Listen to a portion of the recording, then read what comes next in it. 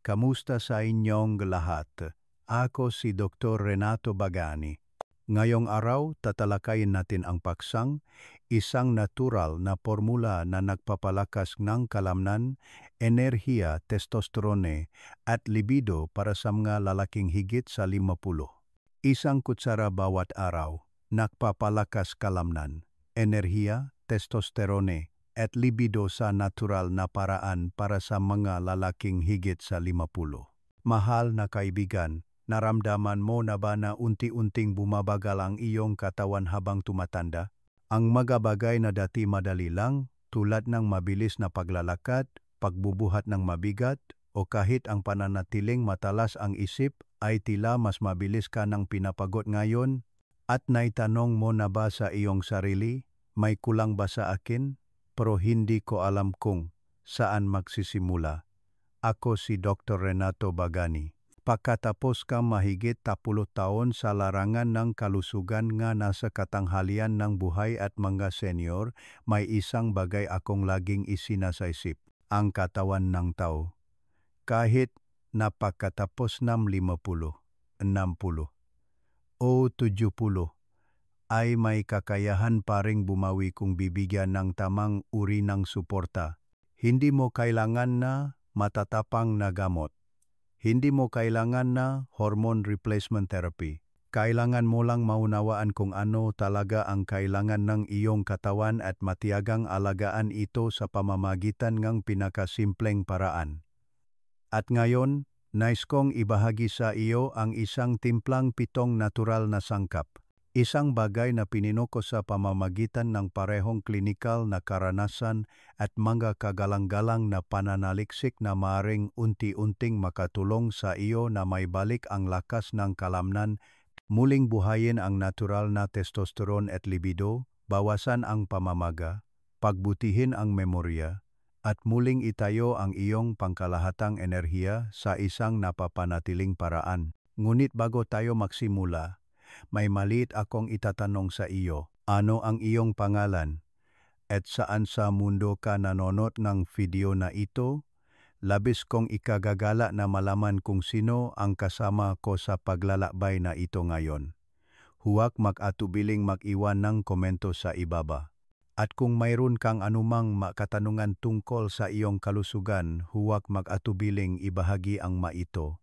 Regular akong nangongolekta nga tanong mula sa mga manonood upang lumikha nga partikular na video bilang tugon dahil naniniwala ako na kapag ang isang tao ay may tanong, malamang na may libo-libo pang iba na nangangailangan ng parehong sagot.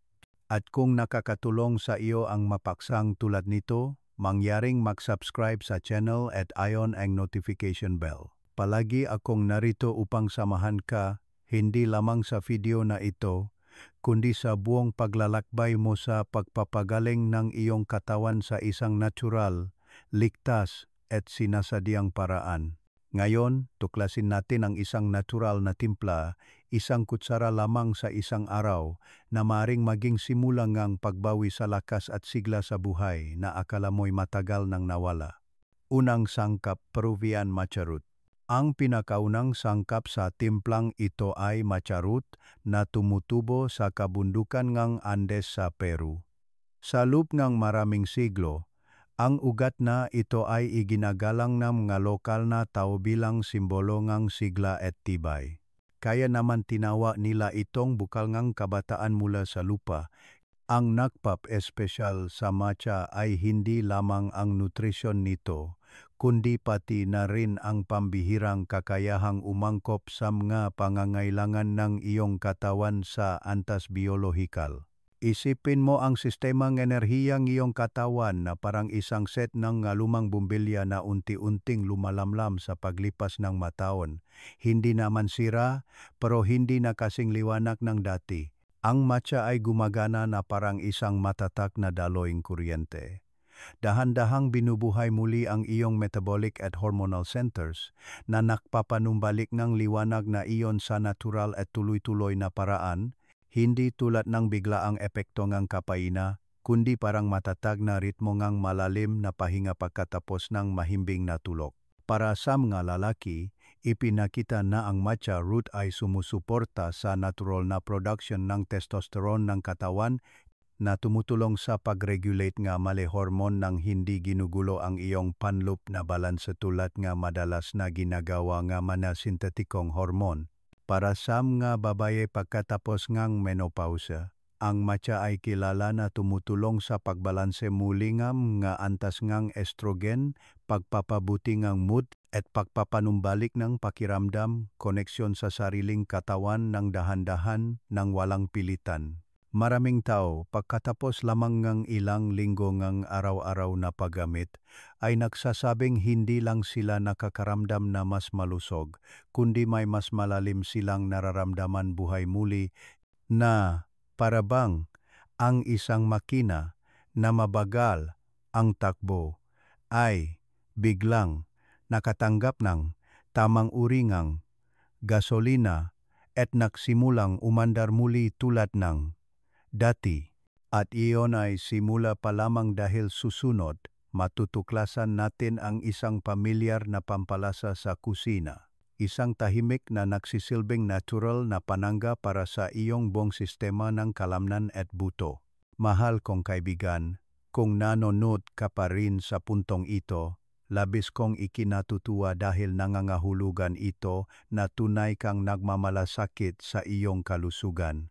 Pakiiwan ang numerong 1 sa mga komento sa ibaba para malaman kung kasama pa rin kita. Ikalawang sangkap, ginger powder, pulbos na luya. Ang ikalawang sangkap na hindi mo dapat palampasin ay luya.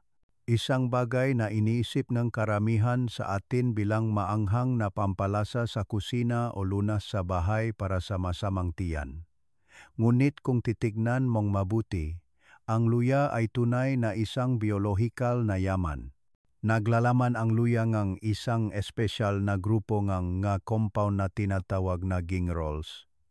At ito ang mga molekula na nagpapabukod tangi sa luya sa mundo ng natural na medisina. Kapag nasa loob ng katawan, ang magingerol ay kumikilos na parang maliliit na mandirigma na dumadaan sa matisyu, kasukasuan at mga nerve cell.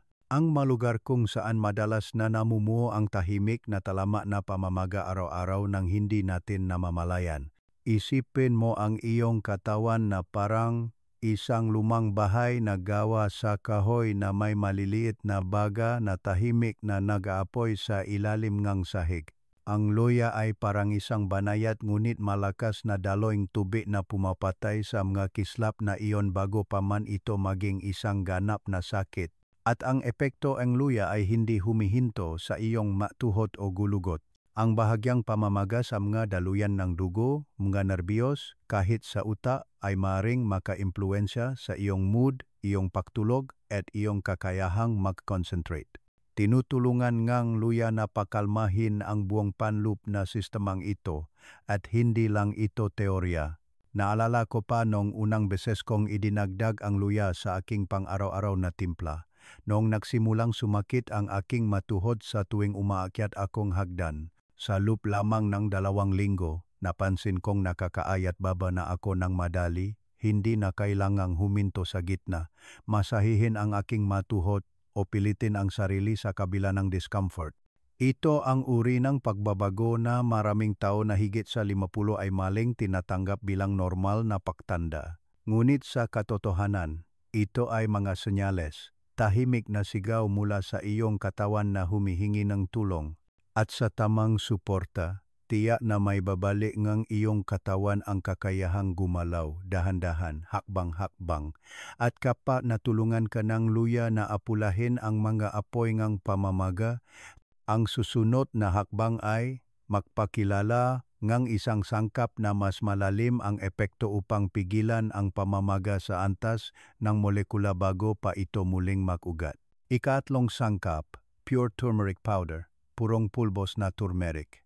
Ang susunod na sangkap at isa rin sa mga pinaka-pinag-aralang natural na compound sa mga nakaraang taon ay purong pulbos na turmeric kasama ang pangunahing aktibong sangkap nito na kilala bilang curcumin. Gayunpaman, hindi lahat ng turmeric ay naghahatid ng parehong resulta. Kung makakabili kang turmeric na hinaluan, madalas na may cornstarch, artificial na pangkulay o murang mga filler, ang iyong kinokonsumo ay maaring mukhang matingkat na ginto, ngunit walang bisa sa medikal na aspeto. Ang susi sa pagpili ng turmeric ay siguraduhin ito ay puro at walang halo dahil doon mo lamang matatanggap ang nga benepisyo ng curcumin. Kaya, ano nga ba ang curcumin? Ito ay isang natural na anti-inflammatory na napakalakas kaya tinutukoy ito ng maraming siyentipiko bilang isang central inflammation control switch sa loob ng katawan. Kapag nangyayari ang pamamaga sa antas ng cell, maging sa mga kasukasuan, bituka, daluyan ng dugo, o kahit sa tisyo ng utak, kayang putulin ng curcumin ang signal ng pamamaga, tulad ng pagpatay sa isang circuit breaker bago pa man magdulot ng suno ang depektibong kuryente sa buong sistema. Ang tunay na nagpapabukod tangi sa curcumin ay hindi nito pinipilit ang katawan tulad ng madalas na ginagawa ng masintetikong anti-inflammatory na gamot. Mga gamot na karaniwang may mga side effects sa atay o tiyan. Sa halip, gumagana ang curcumin sa pamamagitan ng pagsuporta sa katawan upang bumalik sa natural nitong balanse. Kapag nakontrol na ang talama na pamamaga, maraming tao ang naglalarawan ng pakiramdam ng gaan, hindi lamang dahil sa nabawasang sakit kundi dahil sa mas malinaw na pag-isip. Hindi gaanong malabo ang isip, mas madaling pagalaw, at mas mahimbing na pagtulog. Sa madaling salita, ang curcumin ay hindi lamang tungkol sa pag-alis ng sakit. Ito ay isang kasangkapan para sa pagbawi ng kalinawan at sigla sa parehong katawan at isipan. At kapag ang iyong mga cell ay napakalma at nalinis na, ang susunod na hakbang ay tiyakin na ang enerhiya sa loob ng iyong katawan ay ginagamit ng maayos, lalo na pagdating sa pagregulat ng asukal sa dugo, isang mahalagang salik sa pangmatagalang katatagan. Dito napapasok ang isa pang pamilyar na pampalasa, maliit sa itsura ngunit makapangyarihan sa paggana, na nagsisimulang magpadulas sa mga biolohikal na sistema sa loob mo na maaring nanigas na sa paglipas ng panahon. Kung nanonood ka pa rin ng video na ito sa puntong ito, salamat sa matiyaga mong pakikinig hanggang ngayon. Labis kong pinahahalagahan ito. Pakiiwan ang numerong 3 sa mga komento sa ibaba para lang malaman kung hindi ako nagsasalita mag-isa. Ika-4 na sangkap, puret cinnamon powder, purong pulbos na cinnamon. Ang ika-4 na sangkap na ito ay maaring sorpresahin ka dahil karaniwan itong nakikita lamang sa mapestri o sa iyong kape sa umaga, ngunit sa katotohanan, ang purong pulbos na cinnamon ay isang tahimik na kaalyado na malakas na gumagana upang patatagin ang asukal sa dugo at pagbutihin ang kalusugan ng metabolismo, lalo na pagkatapos ng edad na 50. Narito ang isang paraan upang ilarawan ito. Bawat sel sa iyong katawan ay parang isang silid na kailangang buksan ang pinto upang makapasok ang glucose. Iyon ay enerhiya. Noong mas bata pa tayo, ang pintong ito ay madaling bumubukas. Ngunit sa paglipas ng panahon, lalo na kapag naging hindi balanse ang mana antas ng insulin, nagsisimulang maging malakit ang mana pintong ito. Hindi na makapasok ng maayos ang glukose at nagsisimula kang makaramdam ng pagkahapo, pagod at malabong pag-isip kahit na hindi nagbago ang iyong mga gawi sa pagkain.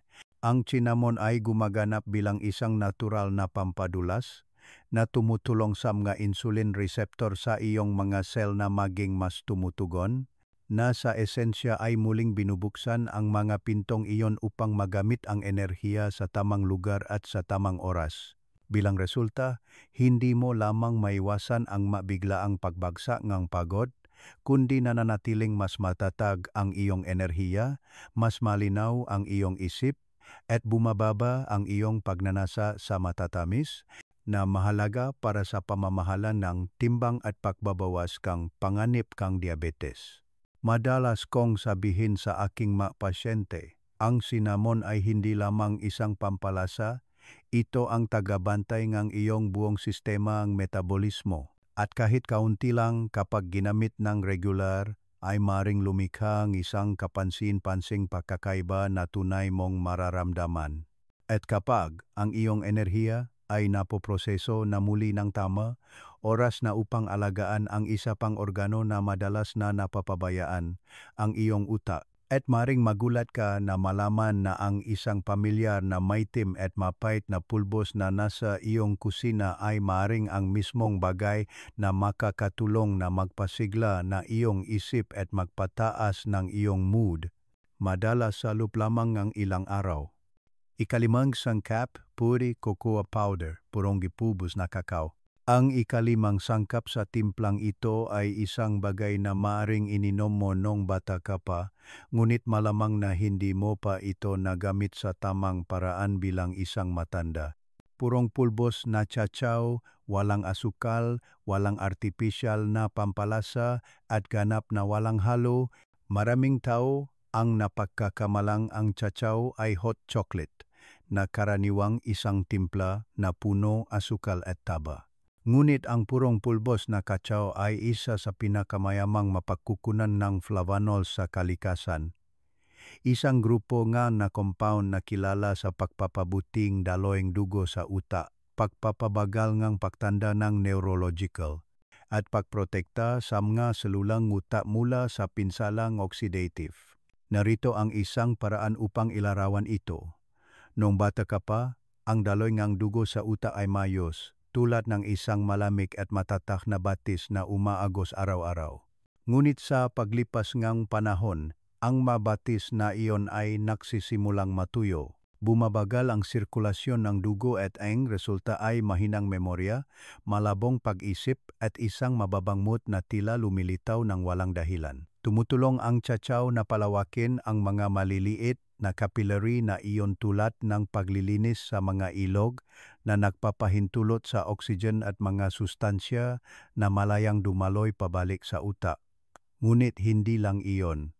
Naglalaman din ang tsautsaw ng theobromine, isang natural na compound na structurally similar sa caffeine ngunit mas banayad, na nag-alo ng mental na alerto ng hindi labis na pinasisigla ang nervous system. At bukod pa riyan, ang tsautsaw ay isang natural na mapagkukunan ng tryptophan, isang amino acid na ginagamit ng iyong katawan upang makagawa ng serotonin, na madalas na tinatawag na happiness hormone.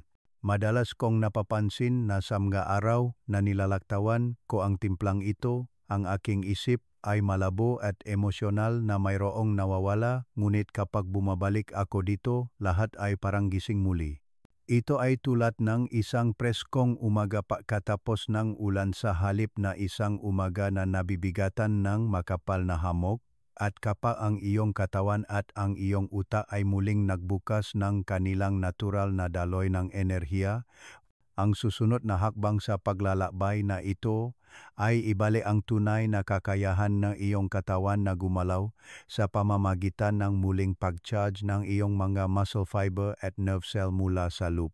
Ika-6 na sangkap, pure creatine. Kung lagi mong iniisip na ang creatine ay para lamang sa mga kabataang lalaki na nagbubuhat ng weight sa gym, maaring napapalampas mo ang isa sa mga pinaka-epektibong natural na compound para sa mga taong higit sa 50. Lalo na kung ang iyong layunin ay mabawi ang lakas ng kalamnan, pagbutihin ang memorya, at mapanatili ang iyong kakayahang gumalaw ng mag-isa hanggat maaari. Ang creatine ay isang molekula na natural na umiral sa katawan, karamihan ay nakaimba sa mga tisyong kalamnan at sa mas maliit na lawa sa utak. Ang pangunahing papel nito ay mabilis na muling buuin ang ATP, ang pera ngang enerhiya ngang iyong mga selula sa tuwing gumagalaw ka, nagbubuhat ng isang bagay, o kahit na tumatayo lang mula sa isang upuan. Sa paglipas ng panahon, bumababa ang natural na imba ng creatine ng iyong katawan, at ito ay humahantong sa pagkawala ang kakayahan ng kalamnan na kumontra ng may lakas, na madalas na nagre-resulta sa panghihina ng kalamnan, pagkawalang balansa, o pakiramdam na kinakapos sa hininga kahit na sa banayad na aktibidad. Sa utak, Ang kakulangan sa creatine ay maaring makapinsala sa pagkaalerto at pagproseso ng impormasyon, lalo na kapag kulang ka sa tulog, nasa ilalim ng stress o nagpapagaling mula sa sakit.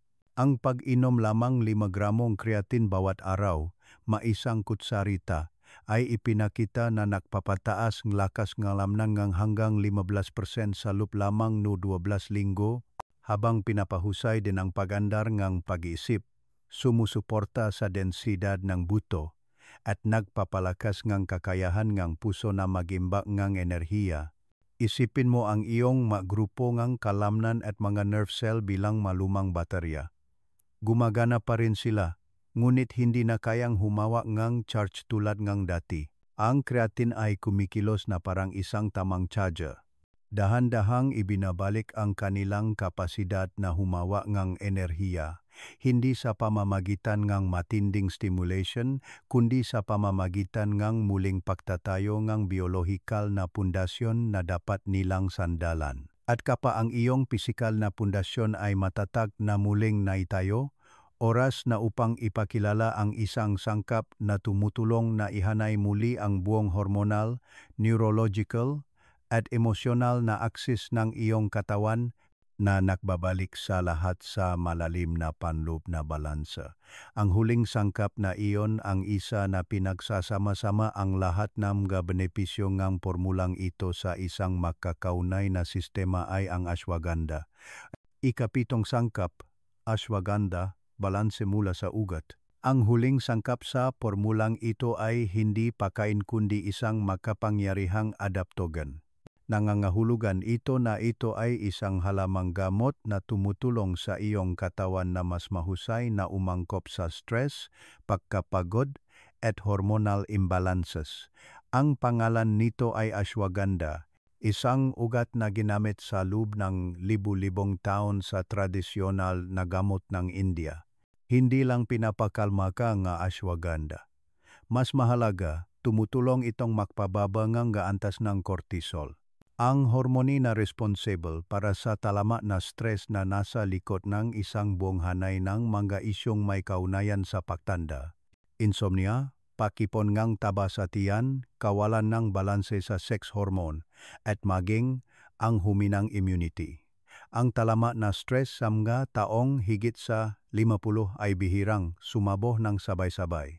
Dahan-dahan itong pumapasok sa pamamagitan ng patuloy na pagkapagod, matagal na pagkabalisa, iyong tahimik na pakiramdam ng pakawala o kawalan ng control kapag gumigising ka sa umaga, at ito mismo ang estado na sumisira sa balanse ng hormonal axis, ng iyong katawan, kabilang ang testosterone, estrogen, DHEA, at ang adrenal system. Ang ashwagandha ay pumapasok na parang isang tahimik na koordinator na tumutulong na palamigin ang nervous system, pabagalin ang tibok ng puso, palalimin ang tulo, at mula doon ay payagan ang iyong mga hormone na natural na mag-regulate muli.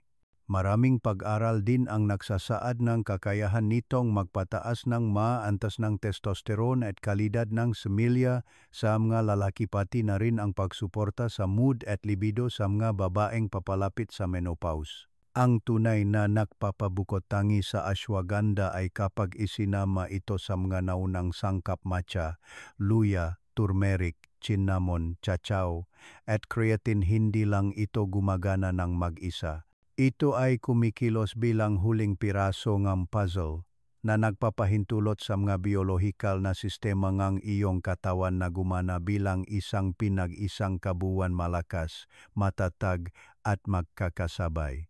At ngayong nailagay na ang lahat ng 7 sangkap sa kanilang tamang lugar, maari na tayong magpatuloy sa huling hakbang. Paano pagsamahin, gamitin at i-adjust ang pormulang ito upang umangkop sa iyong pang-araw-araw na buhay? Ikalawang bahagi.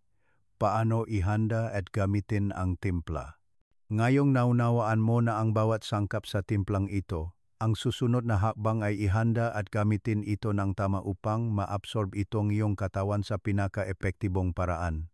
Una, maghanda ng isang malinis at tuyong mangkok. idada ang bawat pulbos isa-isa sa ratio na pinino sa pamamagitan ng klinikal na karanasan, maca, luya, purong turmeric, cinnamon, purong kakao, creatine, at sa huli, ashwagandha. Gumamit ng 1 hanggang 1.5 kutsara para sa bawat isa maliban sa creatine kung saan kailangan mo lamang ng maka 1 kutsarita o humigit kumulang 5 gramo dahil ito ang halaga na pinag-aralan at napatunayang epektibo para sa mga matatanda. Haluing mabuti ang lahat sa mangkok hanggang sa maging pantay ang pagkakahalo ng mapulbos.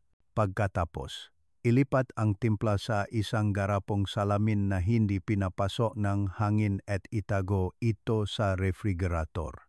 Bawat batch ay maaring ihanda para tumagal ng mga 3 hanggang 5 araw, sapat lang para mapanatili itong sariwa at mapreserba ang biolohikal na aktibidad nito. Tuwing umaga pagkatapos gumising at bago ang iyong unang buong pagkain sa araw, kumuha ang 1 kutsara ng timpla. Maaari mo itong ihalo sa maligamgam na tubig na may lemon. Ang bitamina C sa lemon ay tumutulong na palakasin ang pagsipsip ng curcumin. Ihalo ito sa nut milk o ibudbod sa ibabaw ng walang asukal na yogurt. Ang natural na lasa ng chachaw at cinnamon ay magpapalambot sa matapang na lasa ng luya at turmeric na ginagawang mas masarap inumin ang timpla kaysa sa iyong inaasahan. Ngunit ang pinakamahalagang bahagi ay hindi kung paano mo ito hinahalo. Ito ay ang pananatiling pare-pareho araw-araw. Dahil tulad ng lahat ng biolohikal na proseso sa katawan, ang pagaling ay nangangailangan ng pagkakapare-pareho, hindi bilis, hindi pagkaantala, at hindi pagsuko. At kung nagtataka ka, gaano katagal bago ako makapansin ng pagkakaiba, kung gayon ang susunod na bahagi ay eksakto kung ano ang iyong hinihintay. Ikatlong bahagi, mana benepisyo sa paglipas ng panahon. Paano nagsisimulang gumaling ang iyong katawan? Sa unang linggo, ang karaniwang napapansin ng mga tao ay hindi isang biglaang pagsigla, kundi isang banayad na ginhawa sa pag-isip. Ang pagtulog ay nagsisimulang maging mas pare-pareho. Ang mabigat na pakiramdam sa umaga ay nagsisimulang mawala. Kahit na naroroon pa rin ang stress sa trabaho o pamilya, ang iyong mood ay medyo gumaan. Para bang ang iyong katawan ay nagsisimulang gumising mula sa isang mahabang tulog. Hindi paganap na gising, ngunit iniinat ang sarili sa unang pagkakataon sa loop ng mahabang panahon. Pagsapit na 2 linggo, maraming tao ang nagsasabi na ang mga bahagi ng katawan na may talamak na sakit tulad ng tuhod, ibabang likod o balikat ay nagsisimulang maging mas flexible. Ang pag-akyat ng hagdan, pagtayo at pagupo sa upuan o mas mahabang paglalakad ay biglang nagiging mas madali. Ang pakiramdam ng malabong pag-isip o pagiging makakalimutin ay nagsisimulang mawala na nagbibigay daan para sa mas malinaw na pagkaalerto. Mayroon pa ngang nagsasabi, pakiramdam ko mas mabilis akong mag-react at hindi gaanong pagod pagkatapos gawin ang mga pisikal na gawain. At sa pagtatapos ng unang buwan, kung naging pare-pareho ka, maaring mag-alok sa iyo ang iyong katawan ng isang mas malinaw na regalo. Ang regalong iyon ay ang pagbabalik ng lakas. Hindi ang uring sobrang enerhiya na mayroon ka noong 30 taong gulang mo, kundi katatagan, kontrol, at tunay na kapangyarihan. Mari mong mapansin ang isang mas matatak na pagkakahawak, mas malaking tibay ng hindi kinakapos sa hininga, at higit sa lahat, isang tahimik na pagbabalik ng sigla. Isang natural at hindi pilit na pagnanais na mabuhay, ng lubos at makaramdam ng pagiging malapit sa iba ay dahan-dahang bumabalik, nang walang ingay, nang walang pilitan. Inilalarawan ng ilan ang pakiramdam na ito bilang nagsimula kong maalala ang katawan na dati kong taglay, na parang bumalik ito sa akin ng paunti-unti. At ang pinakamagandang bahagi sa lahat ay ito. Hindi ka umaasa sa mga gamot. Hindi mo ipinagpapalit ang mga sintomas para sa mga side effect.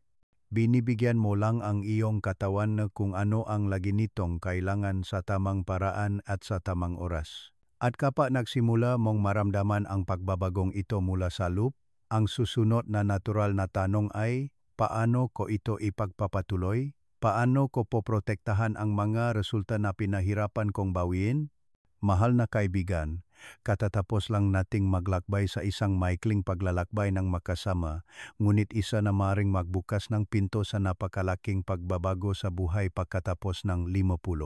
Hindi sa pamamagitan nga de resetang gamot, hindi sa pamamagitan nga mamahaling makina, kundi sa pamamagitan lamang ng pag-unawa sa iyong katawan at pagsisimula muli-mula sa isang bagay na napakapangunahin.